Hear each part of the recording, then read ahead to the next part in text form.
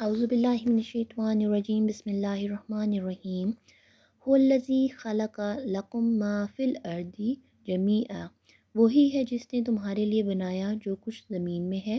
ثم استوی، پھر ارادہ کیا، الی السماء، آسمان کی طرف، فسواہن سبع سماوات، تو ٹھیک 7 آسمان بنائے، وہو بکل شیء علیم، وہ سب کچھ جانتا ہے۔ اللہ تعالیٰ نے اس سے پہلے آیات میں فاسق کی صرف بیان فرمائی، اور پھر اللہ تعالیٰ نے فرمایا کہ اللہ تعالیٰ نے تمہیں کن کن ادوار میں سے گزارا، تمہارا کوئی وجود نہیں تھا۔ آیت نمبر 28 میں اللہ تعالیٰ نے ہمیں بتایا کہ تو تم کیسے کفر کرتے ہو اللہ کا، تم مردہ تھے، تمہیں زندہ کیا۔ جب اللہ تعالیٰ نے ہمیں دنیا کی زندگی عطا کی تو اس نے ہمیں پاور دی، اقتدار دیا، اور اللہ تعالیٰ فرماتا ہے کہ اس میں قطع تعلقی نہ کرو اور اس میں فساد نہ پھیلاؤ، کیونکہ یہ دنیا کی زندگی چند دن کی ہے جو کہ ختم ہو جائے گی۔ پھر اللہ تعالیٰ فرماتا ہے کہ پھر تمہیں مارے گا، پھر زندہ کرے گا، پھر قیامت والے دن ہمیں اٹھایا جائے گا، پھر تم اسی کی طرف لوٹ جاؤ گے، تو تم کس طرح نافرمانی کر سکتے ہو؟ یہ سوال کر کے اللہ تعالیٰ نے یاد دہانی کرا رہی ہے ہمیں کہ تم ابتدا تمہاری کیا تھی، کہ تم مٹی سے پیدا کیا تمہیں، اور تمہاری انتہا کیا ہے کہ ہم کسی ٹائم پہ بھی اٹھا لیے جائیں گے،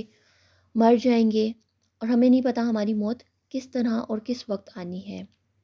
پھر اللہ تعالیٰ فرماتا ہے کہ وہی ہے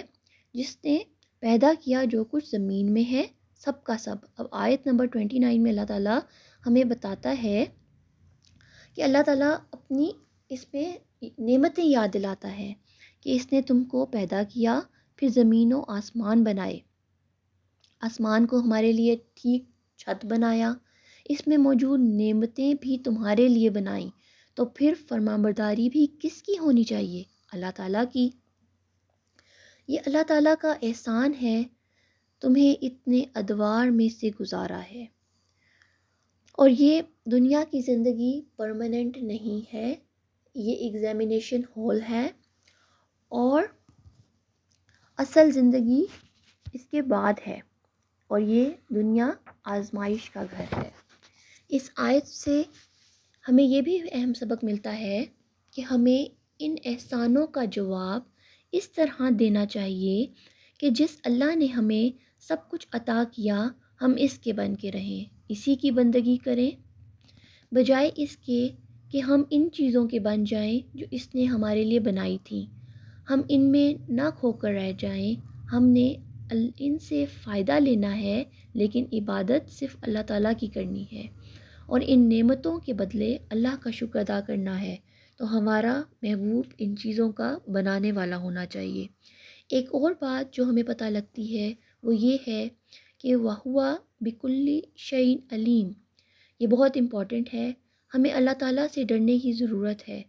کیونکہ وہ ہر چیز کو جانتا ہے، ظاہر باطن سب کچھ۔ تو اے لوگوں، اپنے رب کی عبادت کرو، کیونکہ اس نے تم کو بنایا اور جو کچھ زمین میں ہے اس کو بھی بنایا، بس تم اپنے رب کے ہو جاؤ۔